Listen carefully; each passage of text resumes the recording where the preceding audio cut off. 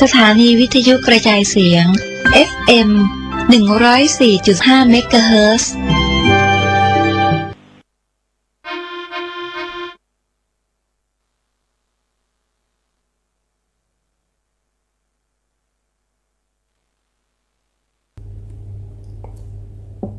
นะโมตัสสะภะคะวะโตอะระหะโตสัมมาสัมพุทธัสสะขอความนอบน้อมจงมีแด่องค์สมเด็จพระบรมศาสดาสัมมาสัมพุทธเจ้าพระธรรมและพระอริยสงฆ์สาวกทั้งหลายขอเจริญพรกับคณะศรัทธาญาติโยมสาธุชนทุกท่านวันนี้อาตมาภาพก็จะได้นำเอาธรรมะคือหลักพระสัทธรรมคำสอนขององค์สมเด็จพระสัมมาสัมพุทธเจ้าตลอดจนข้อคิดคติธรรมคุณงามความดีต่างๆมาอธิบายชี้แจงแสดงให้กับญาติโยมอุบาสกอุบาสิกาทุกท่านเพื่อเป็นการฉลองศรัทธาคือความเชื่อ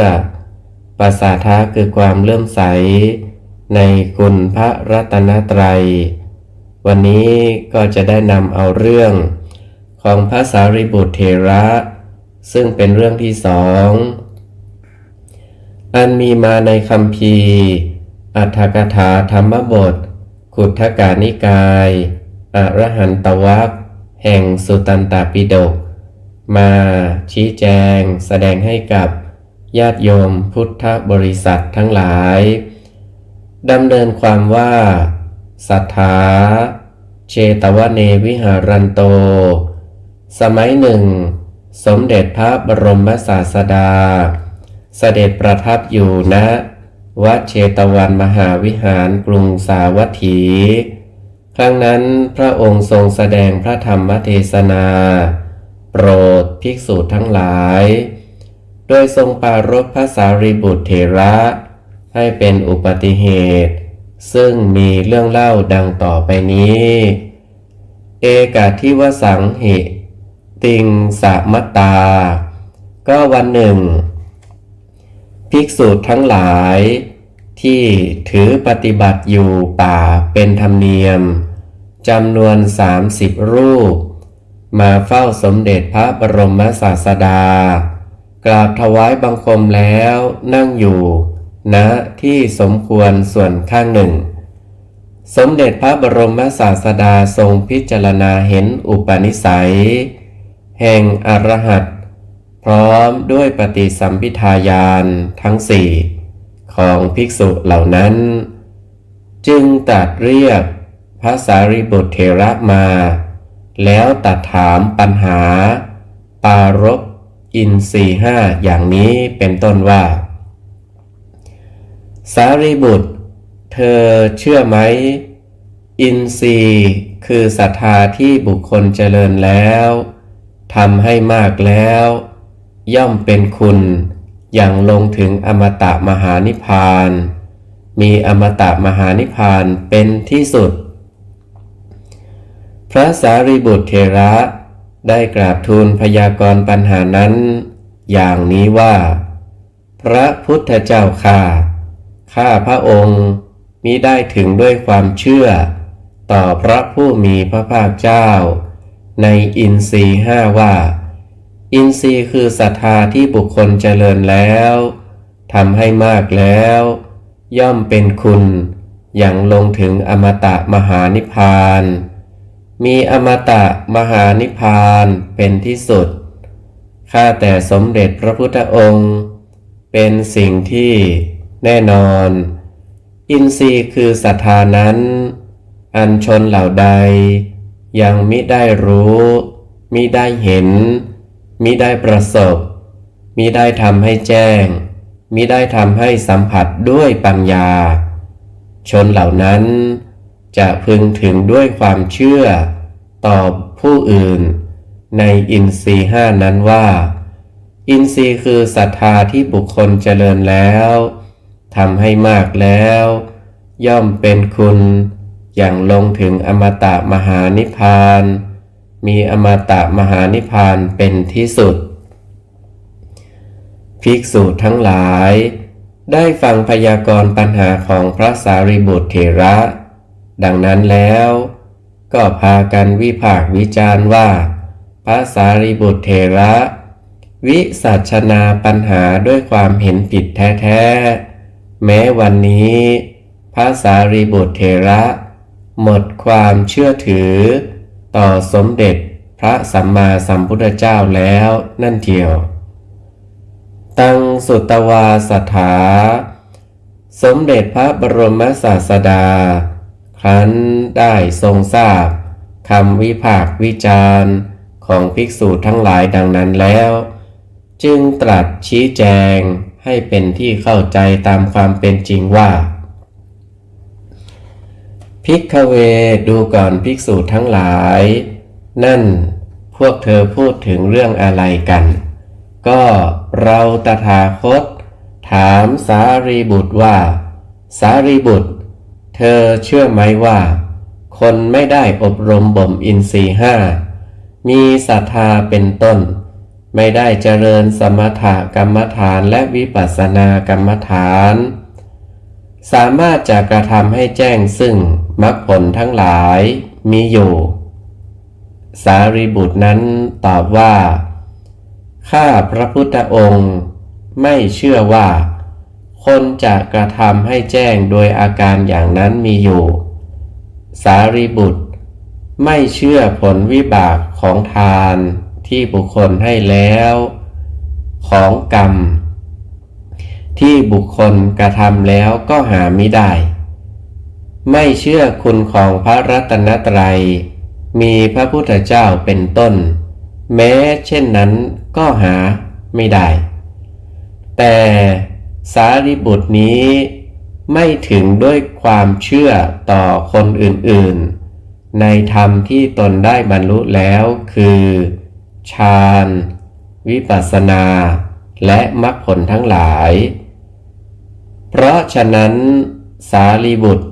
จึงเป็นผู้อันใครๆไม่พึงติเตียนครั้นสมเด็จพระบรมศาสดาตรัสชี้แจงแจ้งเหตุฉะนี้แล้วเมื่อจะทรงแสดงพระธรรมเทศนาโปรดภิกษุทั้งหลายสืบอนุสนธิต่อไปจึงได้ตรัสพระพุทธนิพนธกถาเป็นปัจฉิมพจน์ดังนี้อัสสทโธ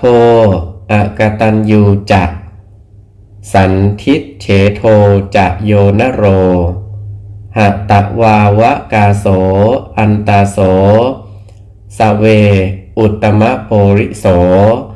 แปลเป็นภาษาไทยก็ได้ใจความว่านรชนใดไม่เชื่อคนอื่นรู้แจ้งพระนิพพานตัดเครื่องต่อวัฏฏะแล้วทำลายโลกอวกาศที่บังเกิดแล้วหมดความหวังแล้วนรชนนั้นเป็นผู้สูงสุดในหมู่บุรุษภิกษุทั้งหลายผู้อยู่ในป่าเป็นธรรมเนียม30 รูปเหล่านั้น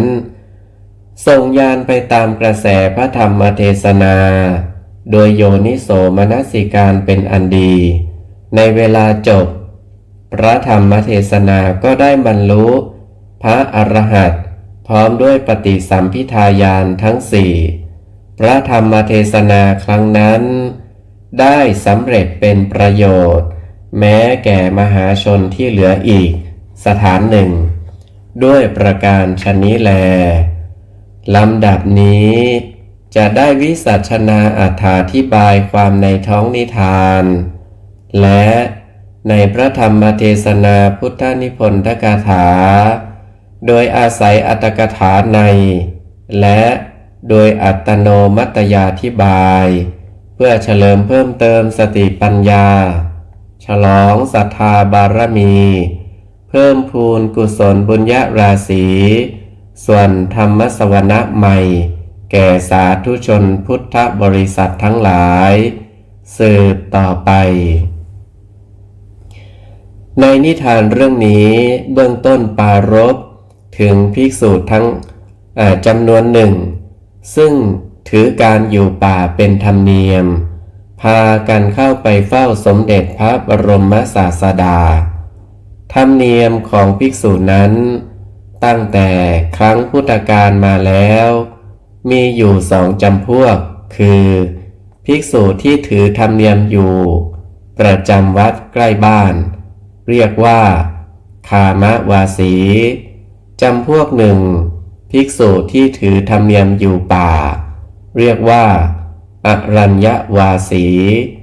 จำพวกหนึ่งได้แก่พวกที่อยู่ป่าพวกที่อยู่วัดป่านั่นเองวัดที่เป็นเหตุให้เรียกว่าคามวาสีนั้นด้วยเป็นวัดที่อยู่ติดกับหมู่บ้านหรือตั้งอยู่ในกลางบ้านกลางเมืองดังที่ปรากฏให้เห็นอยู่เป็นอันมากในสมัยนี้นั้นวัดที่เป็นคามวาสีนั้นโดยปกติย่อมเป็นที่พลุกพล่านด้วยผู้คนและอื้ออึงไปด้วยศัพท์สำเนียงเสียงต่างๆไม่เหมาะไม่เป็นที่สัปปายะแก่ผู้ต้องการความสงบสงัดไม่ได้กายวิเวกความสงัดกายเหมาะสำหรับเป็นที่เรียนพระปริยัติธรรมหรือเป็นที่สั่งสอนอบรมประชาชนชาวบ้านเท่านั้นส่วนวัดป่าที่เป็นเหตุให้เรียกว่าอรัญญวาสีนั้นต้องตั้งอยู่ที่ห่างไกลจากหมู่บ้านหรือจากเมือง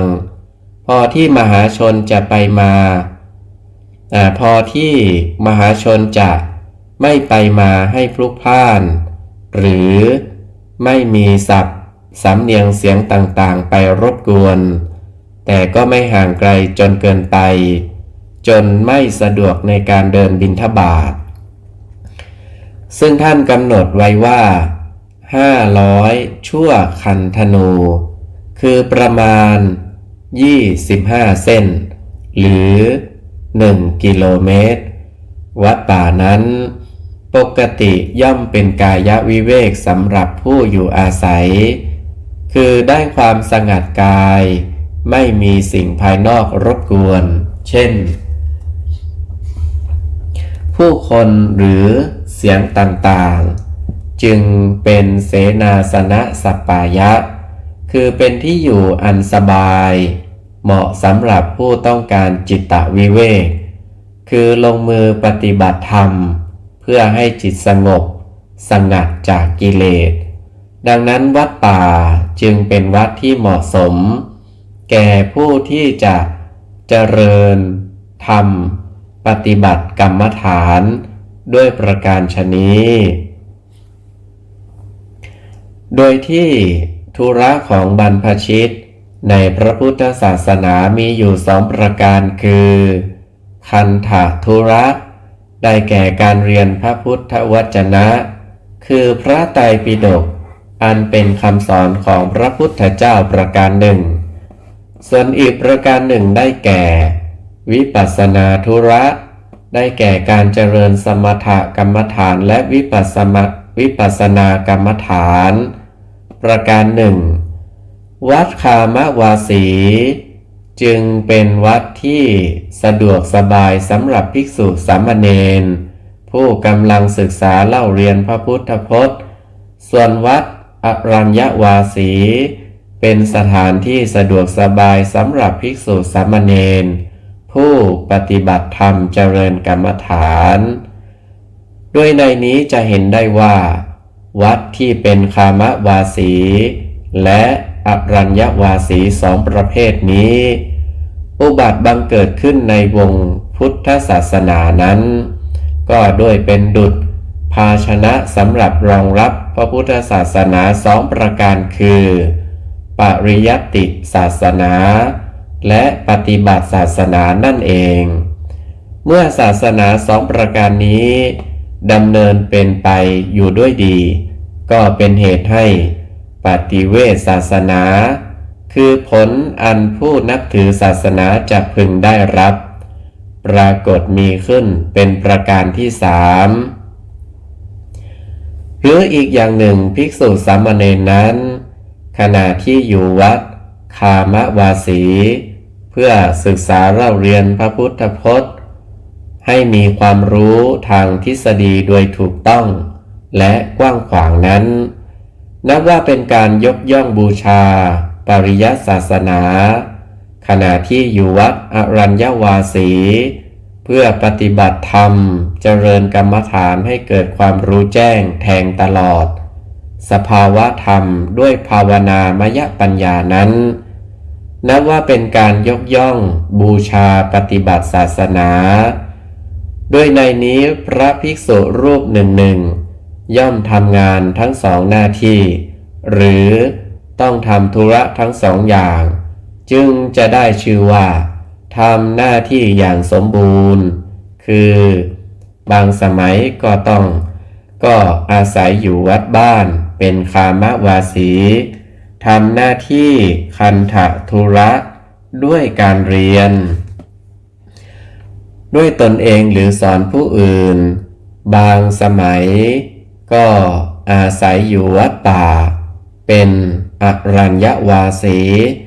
ทำหน้าที่วิปัสสนาธุระด้วยการลงมือปฏิบัติ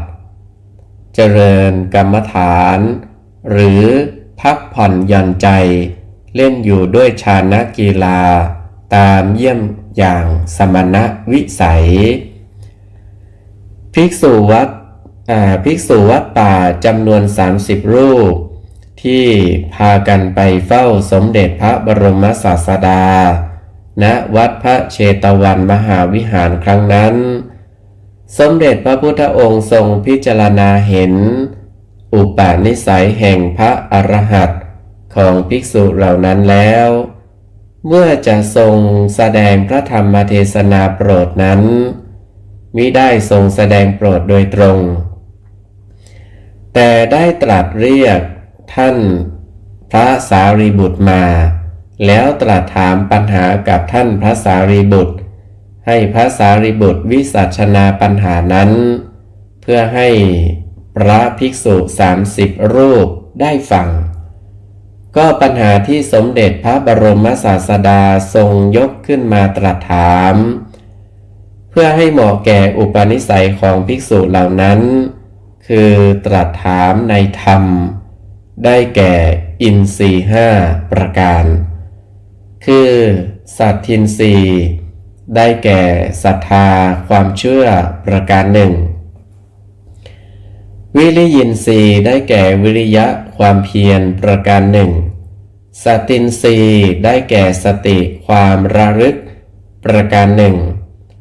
สมาธินทรีย์ได้แก่สมาธิคือความมีอารมณ์เป็นอันเดียวประการหนึ่ง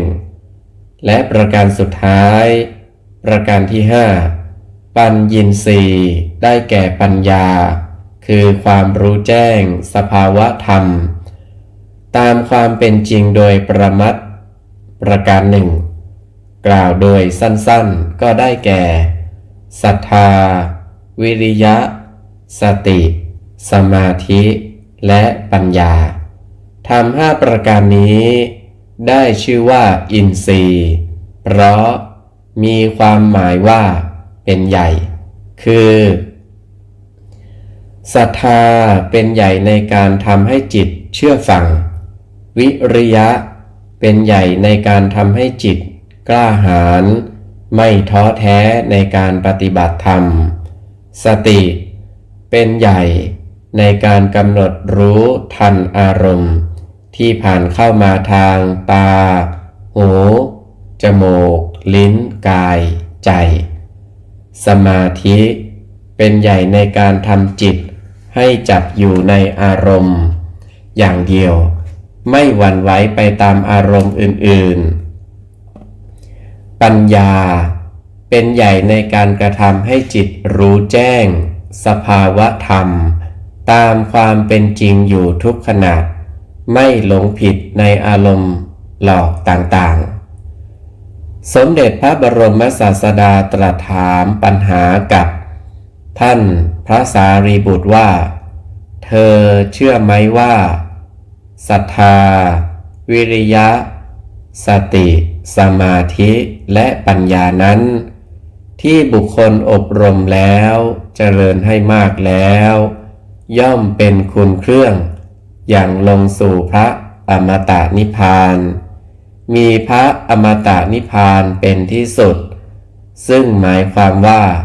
อินทรีย์ห้าที่บุคคลอบรมแล้วย่อมทำให้ผู้ปฏิบัติบรรลุถึงพระนิพพานพระสารีบุตรกราบทูลว่าข้าพระพุทธองค์ไม่เชื่อต่อพระพุทธองค์ว่าเป็นอย่างนั้นแล้วกราบทูลต่อไปว่าเป็นสิ่งที่แน่นอนว่าอินทรีย์ห้านั้นอันบุคคลเหล่าใดยังมิได้รู้มิได้เห็นมิได้ประสบมิได้ทำให้แจ้งมิได้สัมผัสด้วยภาวนามยปัญญาแล้วบุคคลเหล่านั้นก็จะพึงเป็นเพียงเชื่อต่อคนอื่นในอินทรีย์ห้านั้นว่าอินทรีย์ห้าที่บุคคลอบรมแล้วเจริญให้มากๆแล้วย่อมเป็นคุณเครื่องอย่างลงสู่พระนิพพานมีพระนิพพานเป็นที่สุดดังนี้ซึ่งหมายความว่าอินทรีย์ห้านั้นถ้าอบรมได้ที่แล้วย่อมทำให้ผู้ปฏิบัติบรรลุถึงพระนิพพานได้จริงแต่ถ้าผู้ไม่ปฏิบัติไม่ได้อบรมจนให้เห็นด้วยภาวนาปัญญาของตนเองคอยเชื่อตามผู้อื่นสอนหรือเทศให้ฟังแม้จะเชื่อต่อสมเด็จพระบรมศาสดาสัมมาสัมพุทธเจ้าก็ตามก็ชื่อว่ายังใช้ไม่ได้เพราะเป็นเพียงเชื่อตามผู้อื่นส่วนตนเองไม่ได้รู้เห็นไม่ได้ประสบถูกต้องด้วยภาวนาปัญญาก็เป็นเหมือนอาการของลิงอุ้มมะพร้าวเท่านั้นฝ่ายภิกษุทั้งหลายซึ่งประชุมฟังธรรมอยู่ณที่นั้นได้ฟังคำวิสัชนาของพระสารีบุตรที่ว่าข้าพระพุทธองค์ไม่เชื่อต่อพระผู้มีพระภาคเจ้าว่าเป็นอย่างนั้นดังนี้แล้วฟังไม่ออกเข้าใจไม่ถึงก็พากันกล่าววิพากษ์วิจารณ์ว่าพระสารีบุตรตอบด้วยความเห็นผิดพระสารีบุตรไม่เชื่อสมเด็จพระสัมมาสัมพุทธเจ้าเพราะฉะนั้นสมเด็จพระบรมศาสดาจึงทรงอธิบายให้ภิกษุทั้งหลายฟังว่าเราถามสารีบุตรว่าบุคคลที่มิได้อบรมบ่มอินทรีย์ให้แก่กล้าเสียก่อนไม่เคยได้เข้าปฏิบัติสมถกรรมฐานและวิปัสสนากรรมฐานเลยที่จะสามารถบรรลุมรรคผลนั้นจะมีได้ไหมสารีบุตรได้ตอบว่า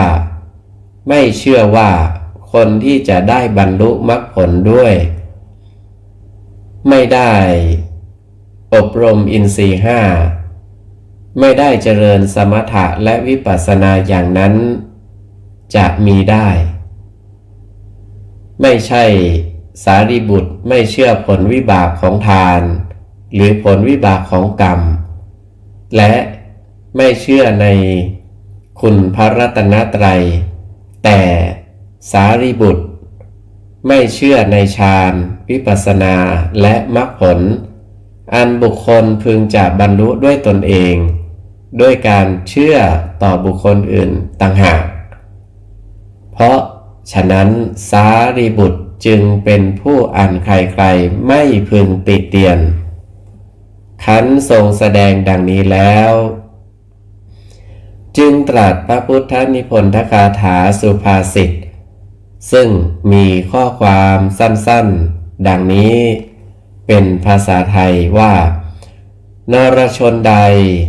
ไม่เชื่อคนอื่นรู้แจ้งพระนิพพานตัดเครื่องต่อวัฏฏะแล้วทำลายโลกอวกาศที่บังเกิดแล้วหมดความหวังแล้วนรชนนั้นเป็นผู้สูงสุดในหมู่บุรุษในพระพุทธนิพนธ์คาถาสุภาษิตนี้สมเด็จพระบรมศาสดาทรงแสดงถึงคุณสมบัติของพระอรหันต์ขีณาสพไว้5ประการคือพระอรหันต์ขีณาสพนั้น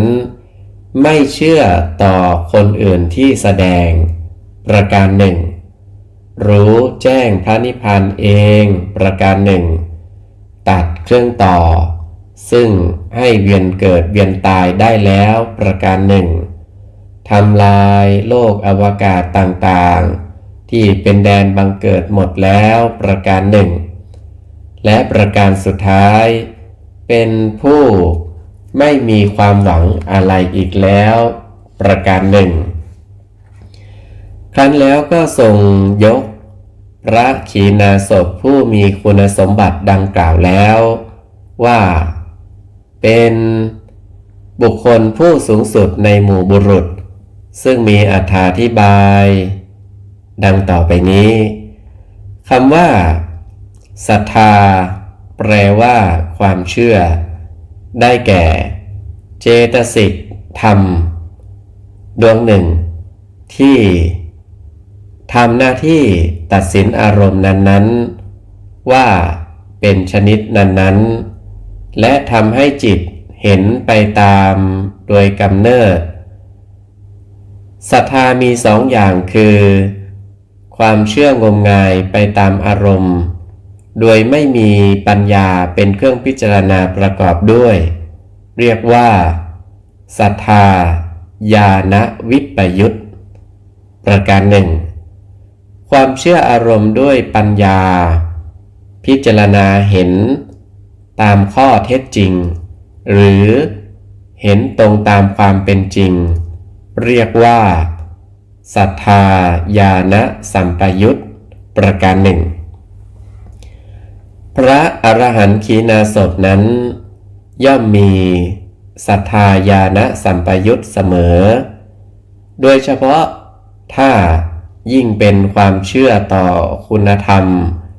อันบุคคลจะพึงได้บรรลุด้วยตนเองเช่นฌานวิปัสสนาหรือมรรคผลด้วยแล้วย่อมเชื่อด้วยภาวนาปัญญาของตนเท่านั้นไม่ยินดีอยู่แค่แต่เพียงคนอื่นแนะนำสั่งสอนแม้จะเป็นสมเด็จพระสัมมาสัมพุทธเจ้าทรงสอนด้วยพระองค์เองก็ตามก็ไม่เชื่ออยู่แค่ที่ทรงสั่งสอนนั้นต้อง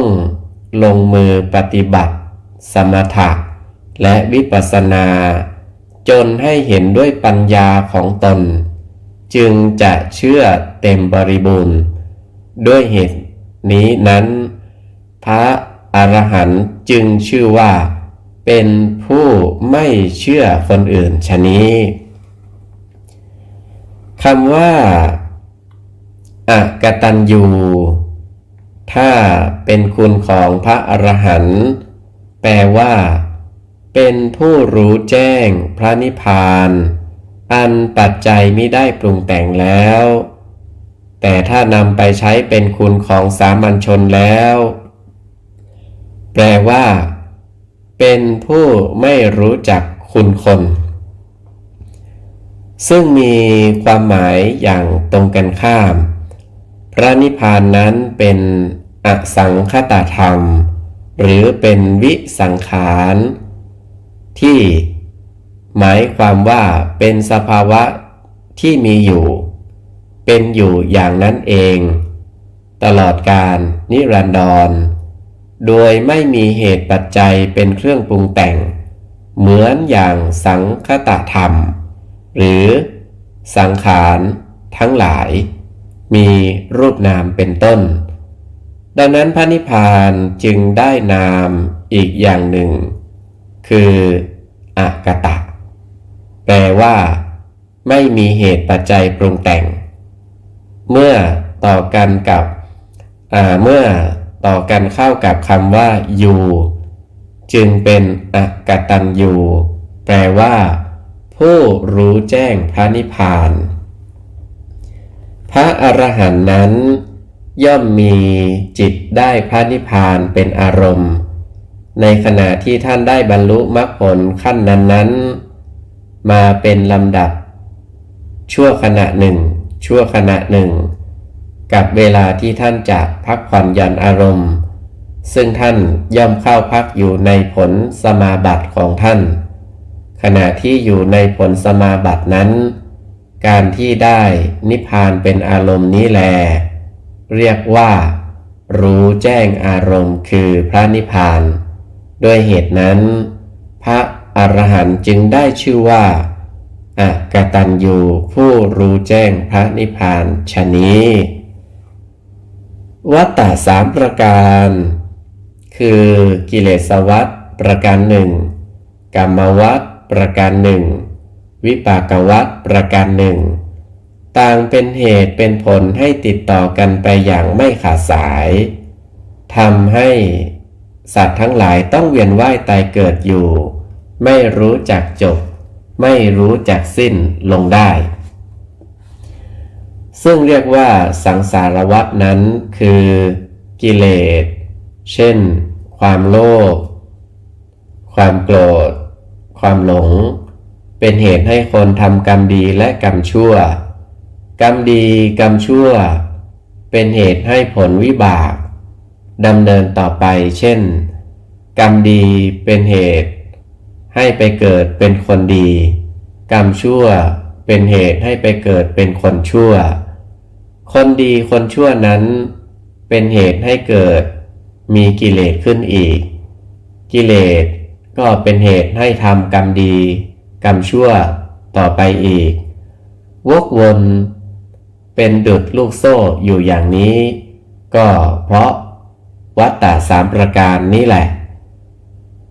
เป็นผู้สืบต่อให้ติดกันไปอย่างไม่ขาดสายจึงได้ชื่อว่าเป็นเครื่องต่อภพต่อชาติให้ติดเนื่องกันส่วนพระอรหันต์นั้นท่านได้ตัดกิเลสเป็นสมุจเฉทประหารด้วยประการทั้งปวงแล้ว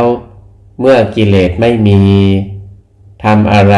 ก็ไม่เป็นกุศลกรรมและอกุศลกรรมเป็นอัพยากตะไปหมดเมื่อไม่เป็นกรรมแล้วก็ย่อมไม่มีวิบากเป็นธรรมดาด้วยเหตุนั้นจึงได้ชื่อว่าเป็นผู้ตัดเครื่องต่อแล้วฉะนี้คำว่าโลกอวกาศอันเป็นที่บังเกิดของสัตว์นั้นสมเด็จพระบรมศาสดาตรัสว่ามีอยู่เป็นอันมากจนเหลือวิสัยสามัญมนุษย์จะค้นพบได้ครบถ้วนแต่เมื่อย่อลงก็ได้แก่ภพทั้งสามคือกามภพรูปภพและอรูปภพภพเหล่านี้พระอรหันต์ได้ทำลายเสียหมดแล้วด้วยมรรคญาณนั้นๆคือกามภพได้ประหารแล้วด้วยอนาคามิมรรคญาณรูปภพและอรูปภพได้ประหารแล้วด้วยอรหัตตมรรคญาณกล่าวคือได้ทำลายพืชคือกุศลกรรมและอกุศลกรรมอันเป็นเชื้อให้ไปบังเกิดในภพนั้นๆหมดแล้วฉะนั้นจึงชื่อว่าเป็นผู้ทำลายโลกอวกาศหมดแล้วฉะนี้คำว่าความหวังได้แก่ความปรารถนาในอันที่จะทำกรรมทำความดีเพื่อให้ได้บรรลุมรรคผลและนิพพานอันเป็นที่สุดแห่งทุกข์ทั้งปวงเช่น มีความปรารถนาอยากจะเจริญสมถกรรมฐานและวิปัสสนากรรมฐาน ความปรารถนาเพื่อจะทำความดีเช่นนี้ไม่มีในพระอรหันต์แล้ว เพราะเหตุไรเพราะพระอรหันต์ได้กระทำบำเพ็ญมาเสร็จสิ้นหมดแล้วฉะนั้นจึงชื่อว่าเป็นผู้หมดความหวังแล้วฉะนี้ด้วยเหตุดังพรรณนามาสมเด็จพระบรมศาสดาจึงได้ตรัสสอนภิกษุทั้งหลายว่านรชนใดเป็นผู้ไม่เชื่อคนอื่นรู้แจ้งพระนิพพานตัดเครื่องต่อวัฏฏะแล้วทำลายโลกอวกาศที่บังเกิดแล้วหมดความหวังนรชนนั้นเป็นผู้สูงสุดในหมู่บุรุษก็ได้นำเอาเรื่องของพระสารีบุตรเถระซึ่งเป็นเรื่องที่สองได้มาอธิบายชี้แจงแสดงให้กับคณะสัทธาญาติโยมสาธุชนทุกท่านได้รับฟังในวันนี้ก็สมควรแก่เวลาอาตมาภาพก็ขออ้างเอาคุณพระศรีรัตนตรัยคือคุณของพระพุทธเจ้าคุณของพระธรรมคุณของพระอริยสงฆ์ตลอดจนบุญกุศลที่ญาติโยมสาธุชนทุกท่านได้กระทำบำเพ็ญสั่งสมปฏิบัติมาจงเป็นตบะเป็นเดชะเป็นภาลวะปัจจัยโน้นนำให้กับญาติโยมสาธุชนทุกท่านจงประสบจตุรพิธพรชัยสี่ประการคืออายุวันนะสุขะภาละปฏิภาณธนสารสมบัติมีความสุขกายสุขใจเจริญในธรรมะขององค์สมเด็จพระบรมศาสดาสัมมาสัมพุทธเจ้าทุกท่านทุกคนเทอญ